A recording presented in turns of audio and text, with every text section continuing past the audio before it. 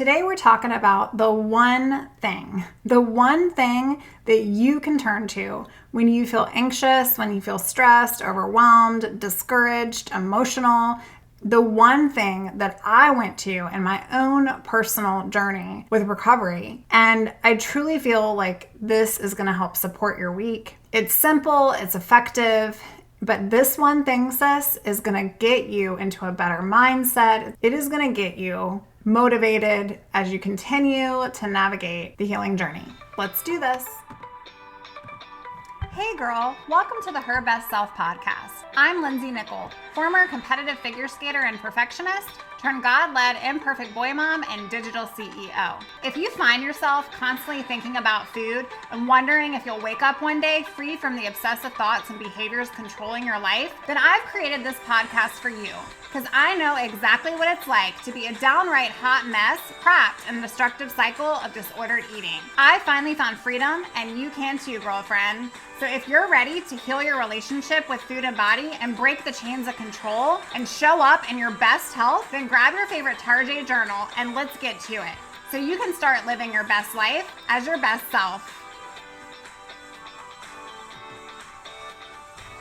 I hope that you have had a nice weekend, a nice Monday. We actually had a long weekend for Labor Day here in the States, and I just enjoyed doing nothing. Have you ever just enjoyed doing nothing? I cannot remember the last time that we didn't have something going on. And so this weekend we spent time just laying around the house and organizing and resting and getting on each other's nerves. And it was fine. Everyone is fine and everyone is ready for the week ahead. And so I spent some time doing this because, I don't know, I would say like after our beach vacation, I kind of came home feeling unrefreshed. And I don't know about you, but if you've ever come home from vacation feeling unrefreshed, you feel let down, almost discouraged. Like I was supposed to use that time to reflect and refresh and rejuvenate, and I just feel more stressed. Well, that was me coming back from vacay. I enjoyed vacay away. I enjoyed spending time with the boys,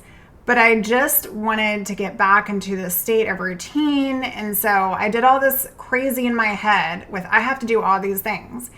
And what that's done is it's put me, in full transparency, in a state of never feeling like I've checked all the boxes. Because then the rest of August, the kids were hanging out here, and it's just hard, y'all. It's hard. Boy, mom life is hard. Mom life is hard. Working from home when your kids are running around, acting crazy at each other, bouncing off the walls is hard. And so the last of August, we spent doing that and just trying to plan and the schedules and all the things. Mind you, no camps available, just mommy over here.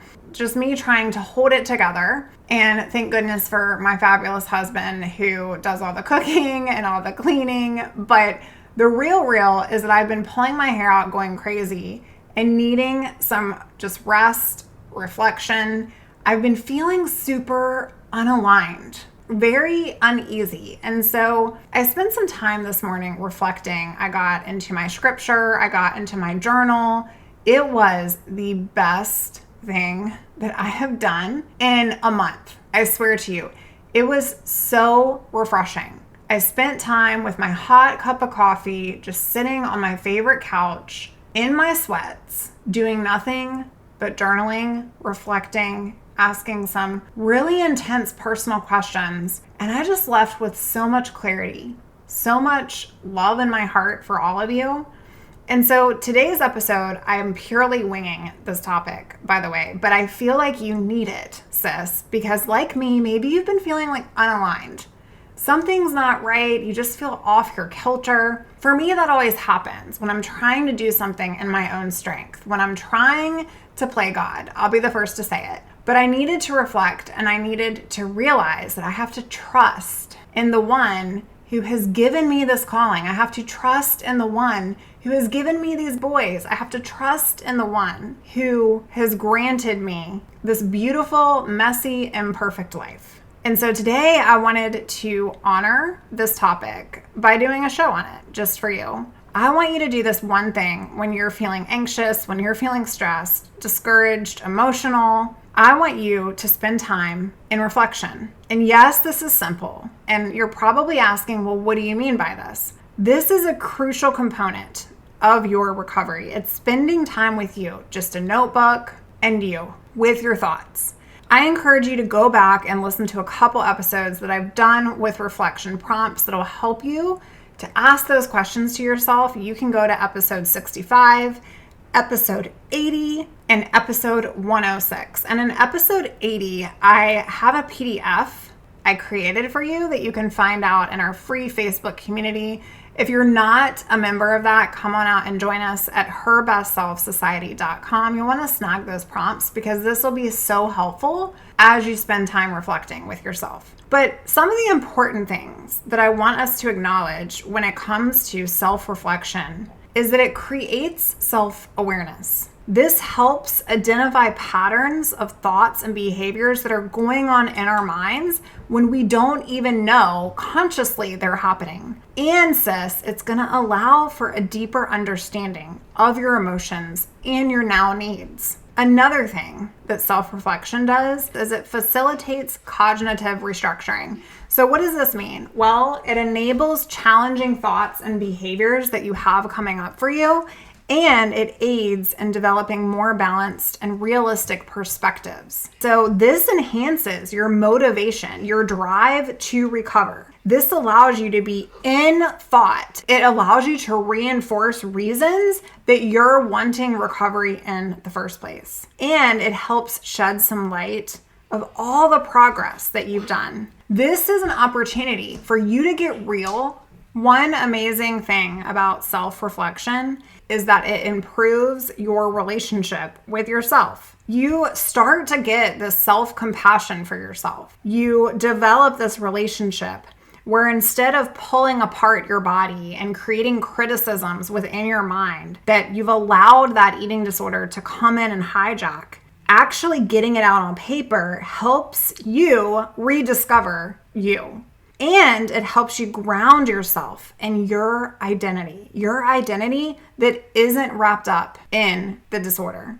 Another thing that I realized today when I was getting all my thoughts and feelings out was that it was supporting my goal setting process. It was helping identify for me what I wanted and what I didn't. My personal values, my dreams, my aspirations. What journaling, self-reflection, mindfulness, all of this can do is it sets realistic recovery goals for you. Because this is the thing. You can listen to me all day, but if you're not applying these things in your life, if you're not in your kitchen, in your home, in your place of recovery, and you're not doing the thing, you're going to still get the same results and become frustrated. And so what's important is that we've got to get all this stuff out of our head.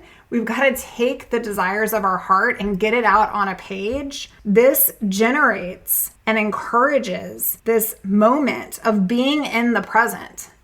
And there's something about that where you almost can taste and feel and hug and hold your dream. It reduces an automatic response tied to that anxiety and that depression and that discouragement and all of those feelings because we're actually stopping the fight or flight dead in its tracks when we're getting realistic and when we're reflecting.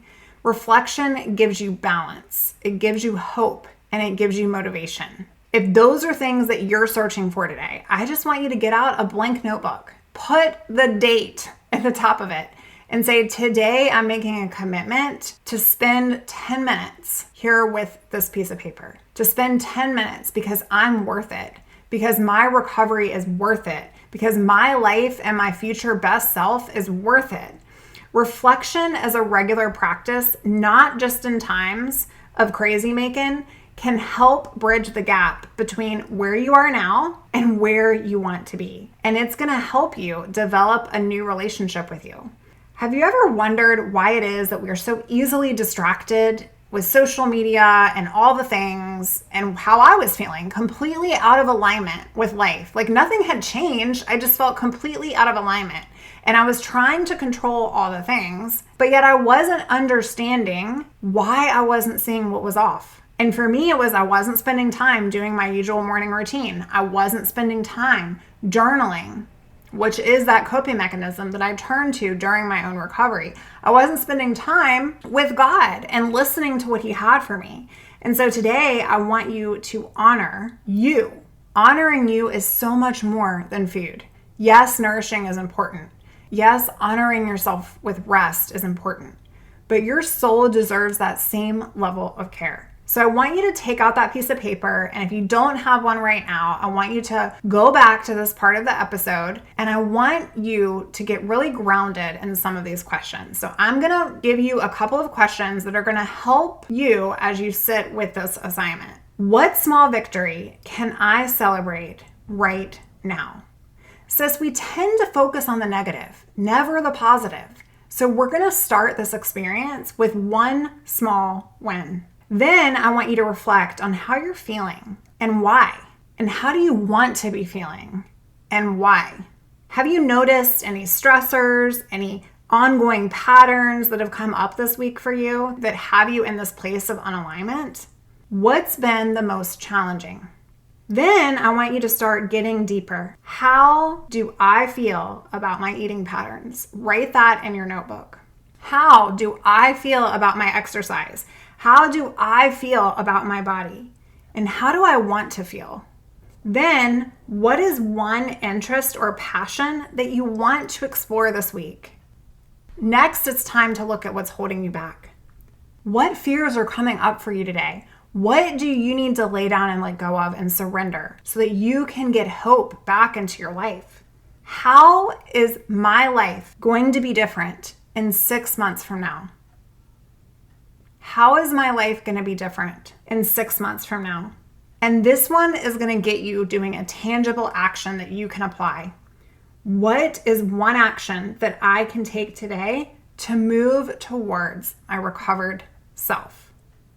Sis, in 2006, there was a study done by Stice, Burton, Behrman, and Rode that said reflection can be as effective as cognitive behavioral therapy. It reduces depression, it reduces anxiety, and it has a known impact to speed in the recovery process, creating better memory and fostering an improved immune function. Aren't those all the things that you want? So I encourage you today, don't put this one on the back burner. Spend some time honoring you, nourishing your body, and also taking care of your soul and your heart. Because your dreams aren't going to happen if you don't walk. Your dreams aren't going to happen if you don't do something. Recovery doesn't just happen if you don't make pro-recovery choices and actions. I firmly believe that just getting quiet when the world is so loud around you is going to create some clarity of what it is that you really want and what it is that you're so scared of. Friend, I would love to get to know you, and I'd love to be your recovery coach. I offer personalized one-on-one recovery coaching just for you. I've got 2 slots left for the beginning of the fall before I cap and I go on a wait list. So if you're ready for support that's going to take you to the next level and get you asking these questions on a weekly basis, then I encourage you to go on out to the website, herbestself.co, fill out a client application. Friend, I can't wait to support you. I can't wait for you to thrive. I can't wait for you to feel in alignment with you and your very best self. And I will tell you, I am feeling like I am on top of the world this afternoon. It is because I spent that intentional time this morning with myself, my thoughts, and my dreams. I encourage you to do just that, and I'll talk to you very soon. Bye for now, sis. Oh, friend, thank you so much for letting me share what was on my heart today. My hope for this podcast is to help more women find freedom from food and body. If this has empowered or blessed you, let me know. I'd be honored for your rating and review of my show, and I'd love to connect with you in my private Facebook community. You really can move from perfection to purpose. Let's break the chains together. I'll help navigate the way. Until next time, bye for now, girl.